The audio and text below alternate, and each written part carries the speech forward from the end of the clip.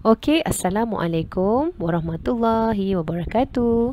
Okey, dan selamat sejahtera kepada semua. Okey, so hari ni cikgu nak bercerita ataupun berkongsi tentang apa itu mata pelajaran sains rumah tangga. Okey, kalau hari pertama, okey, cikgu berjumpa dengan pelajar kan, yang baru dapat tahu yang dia kena ambil sains rumah tangga ni. Okey, hari pertama mesti masing-masing akan masam je, tunduk, tak ada mood je kan. Okey, sebab mereka tak faham okey apa dia apa dia kandungan okey mata pelajaran subjek sains rumah tangga ni. Okey, lagi-lagi bila nampak pula tajuk okey ataupun tajuk subjek tu okey rumah tangga kan. Jadi masing-masing pun dah terbayang okey di rumah apa yang mereka buat. Okey, memasak, menjahit, mengemas. Okey, lagi-lagilah kalau lelaki yang dapat subjek sains rumah tangga ni, okey, mesti mereka akan blank, akan tak tahu sesuai ke sains rumah tangga ni dengan diri dia. Okey, so jadi kepada pelajar tingkatan 4, okey, yang video hari ni cikgu nak kongsikan okey tentang apa itu mata pelajaran sains rumah tangga, apa yang kita akan belajar okey untuk tingkatan 4. Alright. Okey, so ini adalah buku teks SRT okey tingkatan 4. Okey, kita terus kepada isi kandungan. Okey, apa yang awak akan belajar ni sebenarnya dalam subjek sains rumah tangga. Okey, pertama bab 1 kita belajar tentang kerja sepasukan. Okey, sebab dalam sesebuah organisasi, okey, dalam rumah kita sendiri pun dikira sebagai organisasi. Okey, ada ketua keluarga, okey, ibu bapa kita, lepas tu abang, adik, abang, kakak, adik apa semua kan. Jadi kita belajar tentang bagaimana okey ataupun semangat kerja sepasukan. Okey. Kemudian kita ada pengurusan sumber keluarga dan tempat kediaman. Okey, apa dia sumber keluarga tu sebenarnya? Okey, so bila awak akan belajar nanti, okey, awak akan fahamlah. Okey, dalam sebuah keluarga apa yang dikira sebagai sumber. Okey. Kemudian ada juga tentang sumber keuangan. Okey, macam mana nak uruskan sumber keuangan. Okey, kalau sebelum ni saya ada pelajar perempuan yang belajar tentang semua ni kan. Okey, jadi bila ada pelajar lelaki, okey, tajuk ni memang sesuai lah. Okey, pengurusan sumber keuangan. Okey, kemudian pengurusan konflik dalam keluarga. Okey, seronok kalau belajar tajuk konflik ni. Okey, sebab saya pun boleh boleh kongsikan, okey, dan pelajar pun boleh kongsikan okey apa masalah yang selalu terjadi, okey, masalah diri, okey, masalah ketika berada di rumah dengan kawan-kawan, okey, konflik, okey, bila ada konflik tu memang biasa berlaku, okey, tapi macam mana cara untuk kita selesaikan konflik dalam keluarga. Okey, kemudian pengurusan tempat kediaman. Okey, pengurusan tempat kediaman ni kita akan belajar dalam sesebuah tempat kediaman. Okey, bagaimana cara yang boleh kita buat untuk menjadikan tempat kediaman kita lebih selesa. Okey, pemilihan warna, pemilihan perabot. Okey, so kita akan belajar dalam pengurusan tempat kediaman. Kemudian bab 3 kita ada pakaian dan jahitan. Okey, pertama sekali kita belajar dulu okey bentuk badan kita, okey, pakaian apa yang sesuai dengan bentuk badan kita. Okey, warna apa, garisan apa. Okey, jadi memang seronoklah sebab dia ada kaitan dengan diri kita sendiri. Okey, kemudian lepas kita dah belajar tentang pakaian, okey, tentang fabrik, okey, kain mana yang sesuai. Okey, takkan kita nak ambil kain langsir untuk jadikan baju kan. Okey, kemudian kita belajar nak buat pola, lepas tu kita akan jahit lah, okey, antara rompi ataupun blouse. Okey, rompi tu apa? Rompi tu adalah macam vest yang PRS pakai dekat sekolah tu. Okey, itu adalah rompi. So basic saja.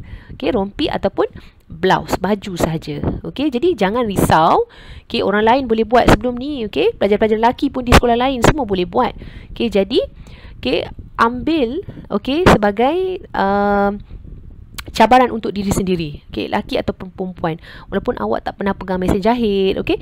Jadi cuba dulu. Okey. Kemudian kita belajar juga tentang lepas bab 3 pakaian dan jahitan. Bab 4 makanan dan pemakanan. Kita belajar tentang makanan pula. Keperluan untuk umur remaja. Remaja, makanan apa yang sesuai untuk kita ambil, nutrien apa yang baik untuk badan kita. Kemudian sistem pencernaan, macam mana lepas kita makan, apa yang berlaku pada badan kita. Kita belajar tentang diet. Macam mana nak kira. Kemudian label makanan, apa pentingnya label makanan tu. Kemudian yang terakhir kita ada perniagaan dan keusahawanan. Kita nak bezakan apa dia tu peniaga dan siapa itu peniaga dan siapa itu keusahawanan. Siapa itu usahawan. Ada beza peniaga dengan usahawan. So itu kita akan tengok. So daripada 5 bab tadi, satu saja jahitan, dan itu juga adalah kerja kursus kita. Dan sebab tu saya kata banyak benda lain lagi yang awak belajar. Dan SRT ni, kalau awak ni jenis yang senang mengingat, awak baca dan awak boleh mengingat. Jadi tajuk ni awak pasti boleh skor.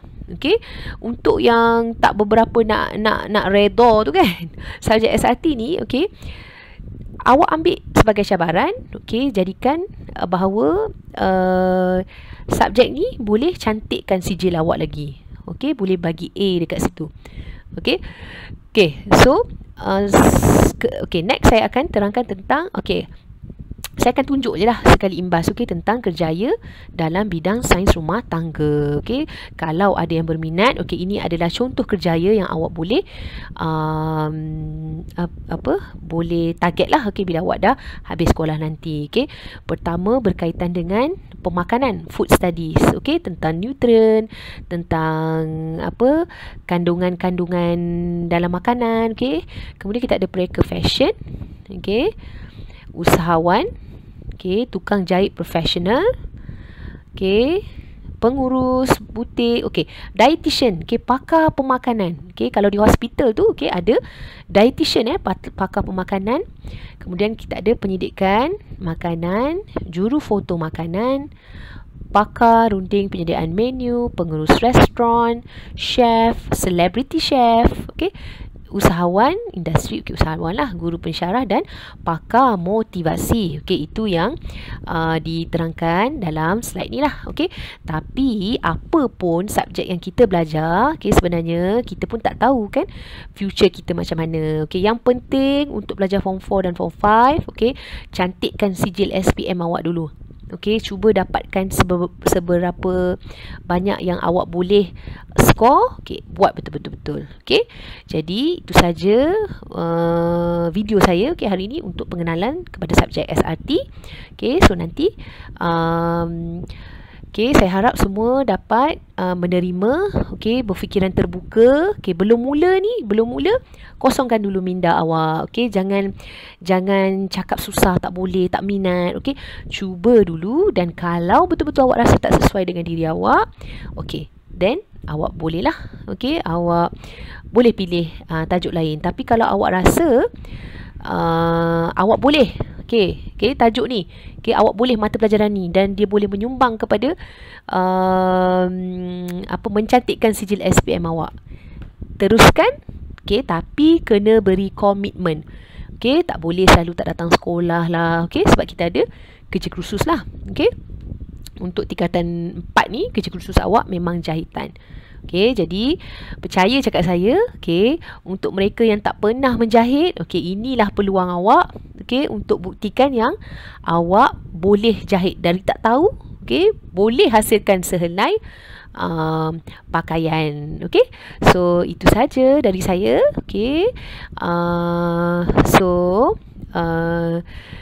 Jaga diri, make good choices. So kita jumpa lagi nanti, insyaAllah. Bye, Assalamualaikum.